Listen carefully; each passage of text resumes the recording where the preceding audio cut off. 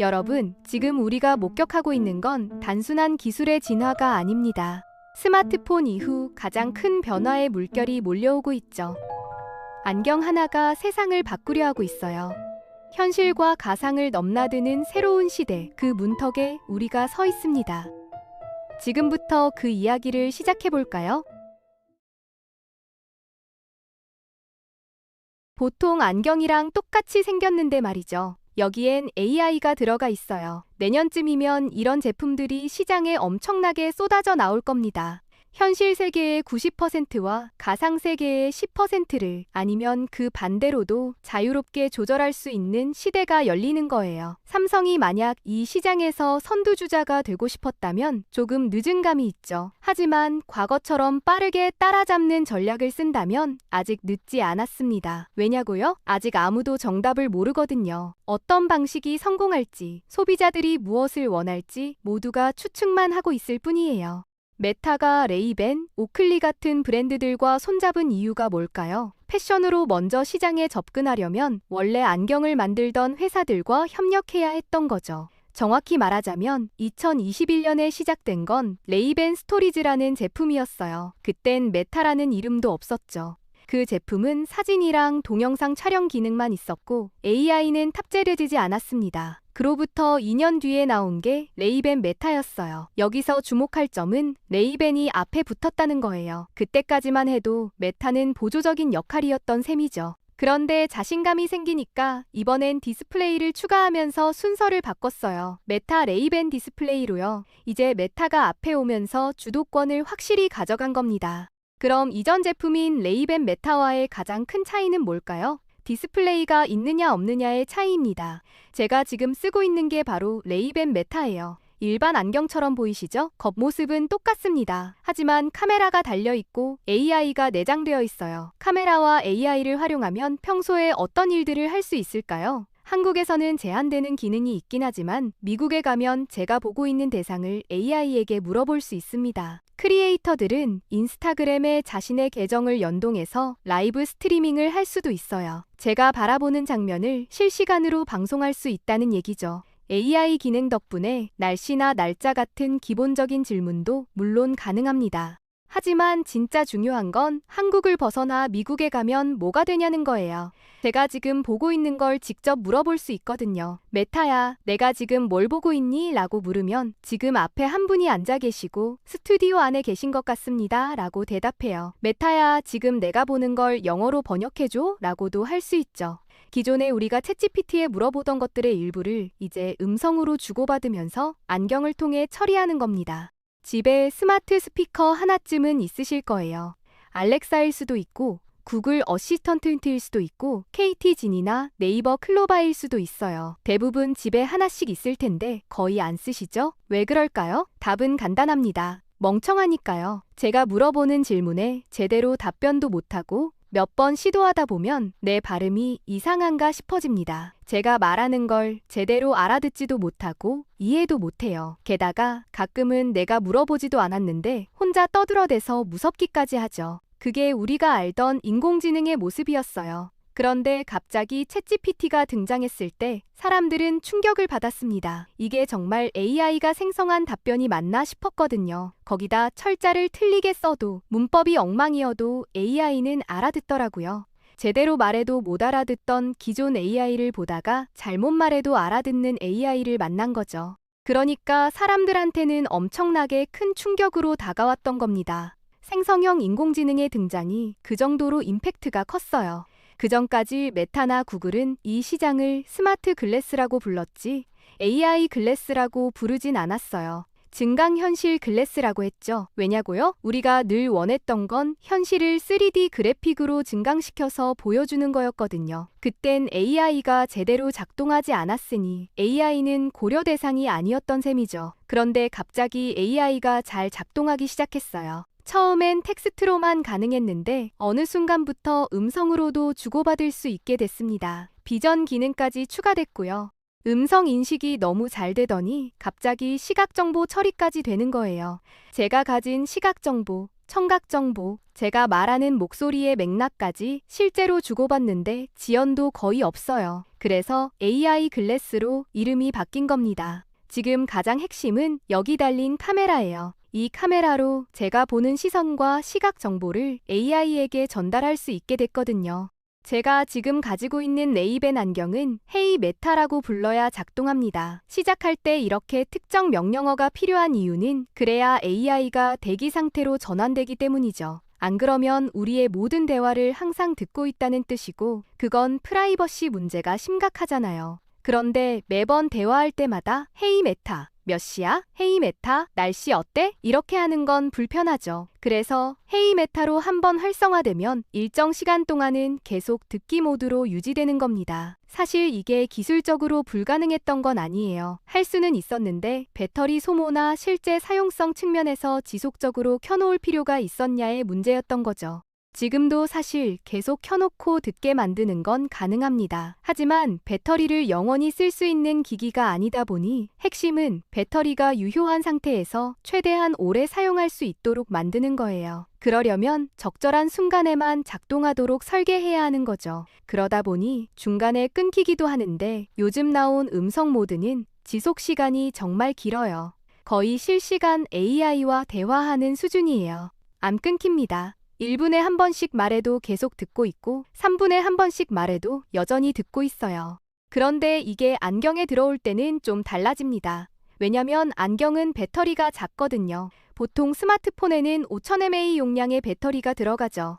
하지만 안경에는 500mAh나 심지어 100마 정도의 작은 배터리가 들어가요. 그러면 당연히 배터리 관리에 훨씬 더 민감할 수밖에 없습니다. 챗GPT도 그렇고 구글의 제미나이도 그렇고 마이크로소프트의 코파일럿도 지금 모두 비전 기반의 렌즈 기능을 추가하고 있어요. 내년에는 이런 제품들이 정말 많이 쏟아져 나올 겁니다. 그럼 항상 착용하면서 다닐 거라면 최소한 하루 종일 충전 없이 쓸 수 있어야겠죠. 애플은 공간 컴퓨팅이라는 개념으로 작업 시간에도 계속 착용하는 형태를 상상했어요. 메타는 그럼 안 하냐고요? 당연히 하고 있죠. 메타 퀘스트 3나 메테스트 3S가 같은 제품이 바로 그겁니다. 메타버스라는 건 디지털 가상 세계가 메인이고 우리 현실은 부차적인 거예요. 헤드셋을 쓰는 순간 제가 완전히 다른 게임 세상 안으로 들어가는 거죠. 제 주변에 계신 분들도 안 보이고 제가 있는 장소도 여기가 아니에요. 게임 속인 거죠. 그런데 이 중간 어디쯤을 우리는 자유롭게 오갈 수 있어요. AR 글래스나 AI 글래스를 쓰면 현실이 90%고 가상이 10% 정도 되는 거예요. 여기다 디스플레이 하나 띄워놓고 저기다 뭔가 추가로 띄워놓고 같이 대화하면서 시계를 여기 띄워놓으면 방송할 때 언제 끝내야 하는지 바로 확인할 수 있잖아요. 이걸 자유자재로 조절할 수 있는 시대가 열리는 겁니다. 그리고 그 하드웨어는 특정한 고정값이 아니에요. 계속 조절할 수 있어요. 현실 10%, 20%, 30%, 40%를 마음대로 조종할 수 있습니다. 비전 프로를 보면 여기 돌리는 크라운이 있죠. 이걸 돌리면 불투명도를 조절할 수 있어요. 정확히 말하면 가상현실 100%에서 현실 10% 사이를 혹은 반대를 조정하는 스위치라고 보시면 됩니다. 완전히 돌리면 가상이 100%가 되고 반대로 돌리면 현실이 여전히 90% 정도 남아있는 거죠. 이제 중요한 건 새로운 생태계가 만들어지고 그 시장을 누가 선점하고 있느냐에 따라 주도권과 기득권이 결정된다는 점이에요. 메타는 사실 스마트폰 시장에 제대로 진입하지 못했죠. 삼성의 안드로이드에도 애플에게도 늘 밀려서 살았어요. 그러니까 새로운 세계가 열렸을 때 자기들이 거기서 종속되기 싫은 거예요. 먼저 들어가서 먼저 세계를 만들면 애플과 구글이 각자의 진영을 만들겠지만 메타가 먼저 만든다고 해서 애플과 구글이 메타 쪽으로 오진 않을 거예요. 그래도 그렇게 경쟁이 벌어졌을 때 메타가 자기만의 영역을 확보할 수 있기 때문에 이걸 시작하는 거죠. 삼성에서 프로젝트 무한이라고 XR 기기를 새로 발표했어요. 뒤늦게 나온 거라고 봐야 할까요? 좀 늦은 감이 있나요? 삼성이 늦었다기보다는 만약 이 시장을 선도하고 싶었다면 늦은 거예요. 하지만 과거의 방식대로 빠르게 따라잡는 전략이라면 늦은 게 아니죠. 왜냐면 스마트폰이 애플에 의해 2007년에 처음 나왔을 때 삼성은 없었거든요. 그럼 삼성이 언제 나왔느냐? 2010년에 갤럭시를 들고 처음 시장에 진입했는데 그럼 늦은 거 아니냐고요? 맞아요. 늦은 거죠. 그런데 갤럭시로 시장에 들어왔을 때 스마트폰 시장 전체에서 삼성이 전 세계 점유율의 거의 70%를 차지했어요. 꽤 오랫동안요. 그러니까 늦었다고 하더라도 시장이 아직 성숙하지 않고 많은 사람들이 사용하지 않는 상황이라면 시장 진입이 늦은 거지 그게 적절한 타이밍이 아니라고 말하기는 어려운 거예요. 삼성이 AR이 아니고 XR 헤드셋을 선택한 이유는 따로 있을까요? XR은 원래 AR, VR, MR을 다 합친 용어예요. 익스텐디드 리얼리티의 약자인데 지금 AR도 있고 VR도 있고 MR도 있고 또 미래에 뭐가 나올지 모르잖아요. 계속 새로운 게 나올 텐데 우리가 그때마다 다 다르게 이름 붙이기도 어렵고 처음엔 AR은 AR이고 VR은 VR이었지만 요즘은 제가 말씀드렸듯이 100과 100 사이에서 우리가 왔다 갔다 할 수 있어요. 이렇게 조절이 가능하죠. 현실 50%, 가상 50% 또는 현실 30%, 가상 70% 이렇게 비율을 조절할 수 있게 되면 AR이냐 VR이냐를 딱 잘라서 구분하기 어려운 기기들의 세상이 되는 거예요. 때로는 AR이 될 수도 있고 때로는 VR이 될 수도 있으니까요. 그래서 그냥 XR이라고 통칭하는 겁니다.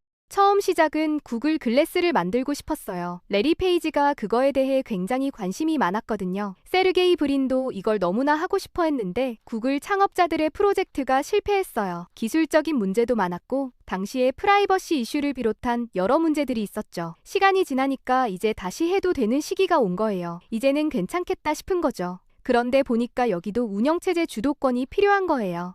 그럼 OS 주도권을 구글이 가져야 되죠. 왜냐고요? 그래야 검색을 비롯한 모든 걸 자기들이 장악할 수 있으니까요. 그래서 지금 안드로이드 XR이라는 걸 만들었어요. 작년부터 개발하고 있고 지금 오픈했습니다. 안드로이드 XR이라고 한 이유는 AR 글래스용도 있고 VR 헤드셋용도 있고 혼합 공간 컴퓨팅용도 다 가능하기 때문이에요. 그런데 운영체제만 만들면 안 되죠. 기기 제조사들이 그걸 가지고 뭔가를 만들어줘야 하잖아요. 그걸 제일 잘할 회사가 어디예요? 삼성이죠. 그러니까 삼성과 협력해서 안드로이드 XR을 기반으로 애플에 맞설 만한 공간 컴퓨팅 제품을 만들자는 거예요. 그래서 지금 협업해서 프로젝트 무한이라는 제품을 개발하고 있고 AR 쪽은 해안이라는 제품을 만들고 있어요. 그게 왜 더 늦느냐면 AR 글래스가 항상 제일 어렵기 때문이죠. 내년쯤 출시될 텐데 정말 중요한 건 작년에 대만의 HTC라는 회사의 XR팀을 인수했다는 점이에요. 바이브라고 하는 VR 제품 아시나요? 그 팀의 엔지니어링 팀을 전부 인수했어요. 지금 그들이 뭘 하고 있냐고요? 그들이 만들고 있는 거예요. 지금 보면 구글에서 스마트폰이 나오죠? 픽셀이라고요. 그런데 구글은 스마트폰을 많이 파는 게 목적이 아니에요. 스마트폰의 방향성을 자기들이 설정하고 싶은 거예요. 레퍼런스로요. 그래서 픽셀을 만드는 겁니다. 야, 우리가 생각하는 지금의 기준은 이거야 라고 보여주는 거죠. 메타는 왜 디스플레이를 넣었을까요? 사실 디스플레이를 넣는 게 궁극적인 목표죠. 왜냐면 시각 정보가 우리 인지에서 차지하는 비중이 사실 가장 크거든요. 약 75% 정도예요. 우리가 텍스트로 글을 읽었다고 해봐요. 그럼 사실 그 내용에 대한 이해도가 높지 않아요. 대부분 사람들이 10%나 제대로 이해하지 못합니다. 그냥 읽은 거죠. 그런데 누군가가 나한테 설명해서 귀로 들으면 이해도가 30에서 40%로 올라가요. 그러니까 눈으로 읽는 것보다 듣는 게 훨씬 낫고 읽으면서 동시에 들으면 조금 더 나아집니다. 그런데 중요한 건 눈으로 직접 보면 그게 갑자기 75에서 80%로 올라가는 거예요. 그래서 비디오 시대가 열렸고 지금 여러분이 유튜브를 계속 보시는 거잖아요. 그 디스플레이가 지금 양쪽 눈에 다 있나요? 한쪽만 있나요? 한쪽에만 있는 건 아무래도 시야각 문제 때문일까요? 아니요. 기술적인 이유 때문입니다. 비싸거든요. 가격대를 맞추지 못해서 그런 건가요? 디스플레이를 2개 넣어서 줄 수 있는 경험이 있고 하나로 주는 경험이 있어요. 디스플레이 2개를 쓴다는 건 양쪽 눈에 다 디스플레이를 대는 순간 3D 영상이 구현되는 거예요. 그런데 지금 2개를 넣어봐야 현재 해상도로는 제대로 활용할 수 없어요. 해상도뿐만 아니라 콘텐츠도 없고 거기에 넣어봐야 가격만 올라갈 뿐 거기서 제공할 수 있는 애플리케이션이나 활용도가 충분하지 않아요. 날씨를 한쪽 눈으로 보나 양쪽 눈으로 보나 무슨 차이가 있겠어요? 그러니까 그런 관점에서는 지금 하나가 들어갔지만 궁극적으로는 2개가 들어갈 거예요. 왜냐고요? 2개로 보여줘야 하는 것들이 훨씬 많기 때문이죠. 내비게이션을 쓸 때 그런 게 필요한 순간이 있어요. 예를 들어 우회전하라는 건데 지금 당장 하라는 거지 20m 앞에서 하라는 건지 하나의 디스플레이로는 알기 어려워요. 그런데 양쪽으로 보여주면 저기서 우회전이라는 화살표가 제가 걸어가면서 점점 커지는 거예요. 그런 식으로 입체적으로 표현할 수 있다면 훨씬 더 편하겠죠. 사실 이미 시장에 2개짜리 제품이 있어요. 10년 전부터 팔았습니다. 지금 중국 회사에서 나오는 글래스들이 그래요. 양쪽 다 디스플레이가 나오고 연결하면 내 눈앞에 140인치짜리 스크린이 떠요. 유튜브나 넷플릭스를 140인치 화면으로 띄워놓고 편하게 앉아서 볼 수 있는 거죠. 그런데 그게 중국에서도 크게 확산되지 못한 이유가 뭘까요? 확산이 안 된 건 아니고 많이는 팔렸지만 그거 말고 쓸모가 없어요. 무슨 얘기냐면 FHD의 큰 해상도 화면을 띄워줬어요. 좋죠. 그런데 예를 들어 밖에 그걸 쓰고 나갔을 때 할 게 없어요. 햇빛이 쨍쨍 내리치는 여름날 목동에서 을지로까지 가야 한다고 쳐요. 밖에 나가는 순간 햇빛 아래서는 디스플레이가 하나도 안 보입니다. 디스플레이 밝기보다 햇빛이 훨씬 밝기 때문에 안 보여요. 그걸 잘 만들려면 당연히 가격도 올라갈 거고 발열도 심해질 거고 중요한 건 이 작은 폼팩터에 배터리가 얼마나 들어가겠냐는 거예요. 그 배터리로 얼마나 쓸 수 있을까요? 만약 계속 켜놓으면 1시간도 못 씁니다. 스마트워치도 초창기에 나왔을 때 하루를 못 썼거든요. 그래서 그때 이거 사셨던 분들 중에 한 달쯤 충전하다가 책상 서랍에 넣어버린 분들이 정말 많아요. 매일매일 적절한 시간 동안 편하게 사용할 수 있다는 게 사실 굉장히 중요하거든요. 디스플레이와 배터리의 한계는 여전히 존재합니다. 디스플레이 입장에서는 작을수록 어려워요. 해상도를 이 작은 유리 안에 우리가 원하는 수준으로 넣는 것도 쉬운 일이 아니지만 그 안에다가 하루 종일 쓸 수 있을 만큼의 배터리까지 넣는다는 건 정말 어려운 일이죠. 근전도라는 게 있어요. EMG라고도 하는데요. 손을 움직일 때 우리 손가락이나 관절을 움직이려면 근육이 필요하잖아요. 수십 개의 근육이 여기 있어요. 제가 뇌에서 명령을 내리면 전기적 신호가 뇌에서 손의 근육으로 전달됩니다. 그걸 수축시켜서 움직임을 만들고 이완시키기도 하는 거죠. 그럼 여기서 가는 전기적 신호가 있는데 그걸 뉴럴 밴드를 통해서 읽어내는 거예요. 정확도는 꽤 높은 것 같더라고요. 그럴 수밖에 없는 게 세 손가락만 봅니다. 일단 이 세 손가락의 움직임만 감지하고요. 그 다음에 이 세 손가락의 움직임 중에서도 패턴이 명확한 것들만 골라내요. 왜냐면 그동안 얼마나 오랫동안 임상실험을 했겠어요. 수많은 신호들을 측정해보면서 구분되는 것만 활용해야 하잖아요. 명확하게 구분되거나 한 가지 동작으로만 인식되는 패턴들만 찾아내야 하는데 근전도 신호 안에서 그런 걸 찾아낸 거죠.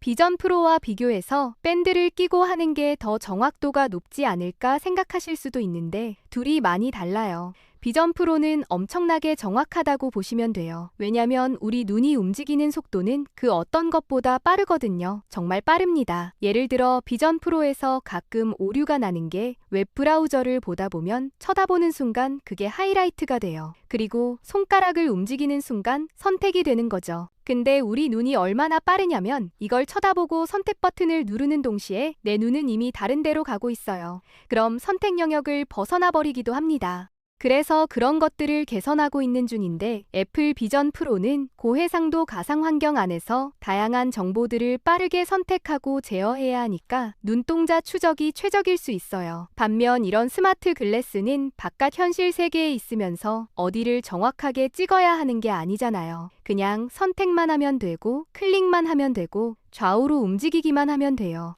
그럴 때는 최소한의 움직임으로 조작할 수 있는 근전도가 더 적합할 수도 있는 거죠.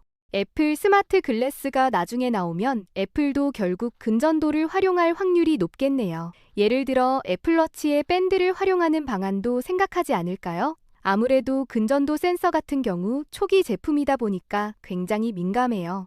밀착이 제대로 돼야 해요. 그래야 전기적 신호를 정확하게 읽을 수 있거든요. 실제로 밴드를 정말 꽉 끼고 나온 것 같더라고요.